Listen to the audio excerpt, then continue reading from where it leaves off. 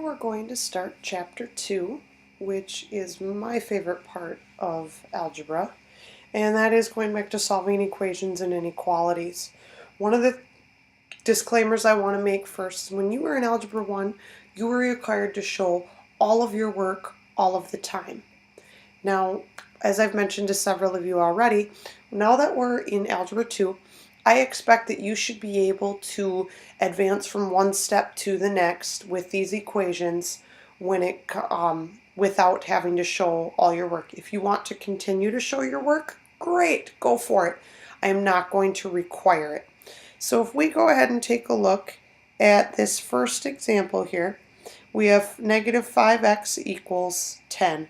Now, in Algebra 1, you would have said, well, I have to divide both sides by negative 5 to get our values. I'm going to do that in my head and say, well, therefore, x is going to be equal to negative 2 because 10 divided by negative 5 is negative 2. Moving on to the next example. These are the steps I do expect you to show, just taking you from one step to the next. So I'd say, well, first I need to add 5 to both sides, which would give me 2x equals 20. And then I would divide both sides by 2 to get x equals 10. And you should be going back and checking and saying, well, 10 times 2 is 20 minus 5. Yes, that's 15. Then for C, first thing we need to do is we need to distribute that 8, which would give us 8x minus 40 equals 72. Then I would add 40 to both sides, which gives me 8x, which equals 40 plus 70 is 110 plus 2, so 112.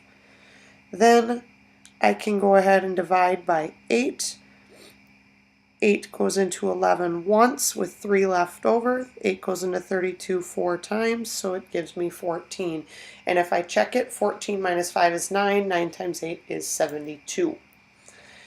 Next one, I need to get my variables on both sides. So I'm going to add 4x to both sides to give me 24. 24 plus, let's try that again.